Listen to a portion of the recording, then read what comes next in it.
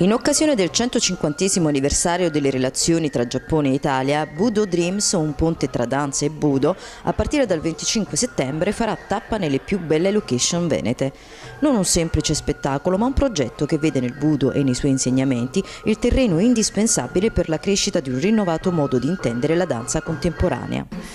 Partendo da un presupposto che secondo noi, studiando appunto questi due mondi che sembrano tanto distanti tra loro ma in realtà non lo sono, siamo convinti che ci sia un punto in contatto, come esiste su tutte le arti, cioè come si può suonare, come si può ballare, come si può cantare, come si può fare arti marziali, se si recepisce quali sono i punti di unione che fanno in maniera tale da riuscire a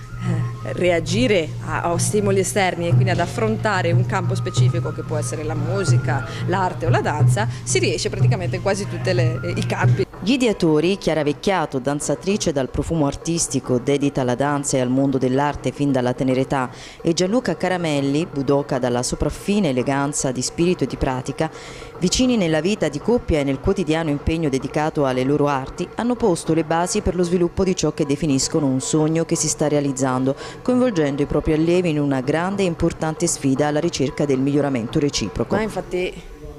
se sentiamo quello che sta succedendo sotto, sta succedendo adesso, è il fatto che creare un progetto di questo genere dove si ha un avvicinamento di due discipline che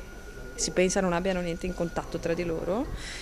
diventa una prova per chi poi si trova ad affrontare il lavoro sul campo, perché è vero che magari la ballerina, la danzatrice a livello teorico può essere un pochino più abituata a stare sul palcoscenico e quindi magari legare un movimento a quella che è una musica o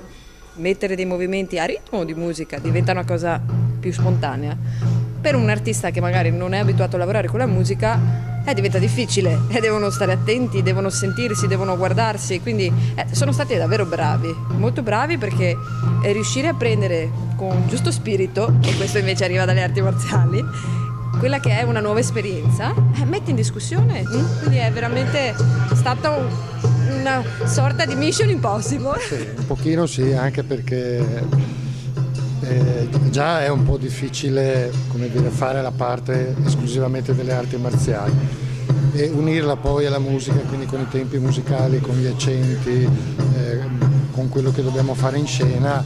diventa ancora più complicato. Però insomma ci stiamo lavorando da un bel pezzo e speriamo che riesca bene. Primo appuntamento il 25 settembre alle 16 a Giavera del Montello presso Villa Wasserman.